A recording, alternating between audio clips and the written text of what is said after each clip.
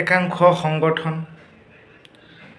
আছুকে ধৰি সমুজ্জ্বল ভট্টাচাৰ্য ডাঙৰীয়াই কৈছে যে অসমত আমি ৪৬ বছৰ ধৰি আমি সংগ্ৰাম কৰি আছোঁ, ইমান দীঘলীয়া সংগ্ৰাম আছুৱে যিটো অসম আন্দোলনৰ সংগ্ৰাম ১৯৭৯ৰ পৰা আৰম্ভ কৰিছিলে, আজি ২০২৫ ৪৬ বছৰ হৈ গ'ল। ইমান দীঘলীয়া সংগ্ৰাম, আজি আছুৰ কথা কোনে নুশুনে? কংগ্ৰেছে ইমান দিনে শুনি আহিছে, বিজেপিয়ে শুনি আহিছে। গতিকে তাৰ পিছতো কিয় এই বিদেশী সমস্যাটো চৰকাৰে বা আছুৱে কিয় সমাধান কৰিব পৰা নাই সেইটো জানেনে? তাৰ কাৰণে হৈছে সেইটো যে এওঁলোকে ভুল পথত পৰিচালিত হৈছে। আচলতে এটা অযুক্তিকৰ ইছ্যু লৈ পেলাই তেওঁলোকে ইমান দিনে সংগ্ৰাম কৰি আছে।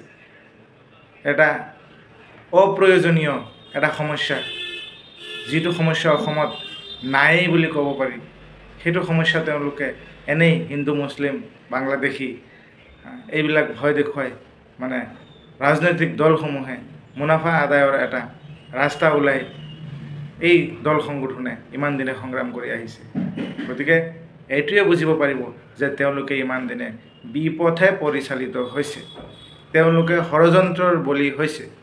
আচলতে অসমত কোনো বিদেশী বাংলাদেশী নাই, সেয়া বাৰে বাৰে প্ৰমাণ হৈ আছে। কাৰণ NRC ইমান কোটি কোটি টকা খৰচ কৰি NRC কৰিলে, এবাৰ নহয় দুবাৰকৈ অবজেকশ্যনো কৰিলে। তাৰ পাছত আৰু কিমান পৰীক্ষা দিব লগা হৈছে। গতিকে এই সংগ্ৰামটো, আছুৰ সংগ্ৰামটো সফল হ'ব যেন আপুনি ভাবেনে?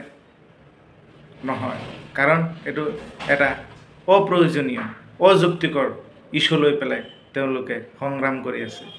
বিদেশী সমস্যাটো যদি সঁচাই তেওঁলোকে বাংলাদেশী বিদেশীক যদি বহিষ্কাৰ কৰিব লাগিছিল বা বিচাৰে, তেতিয়া কা আইনটো কিয় মানি লৈছে?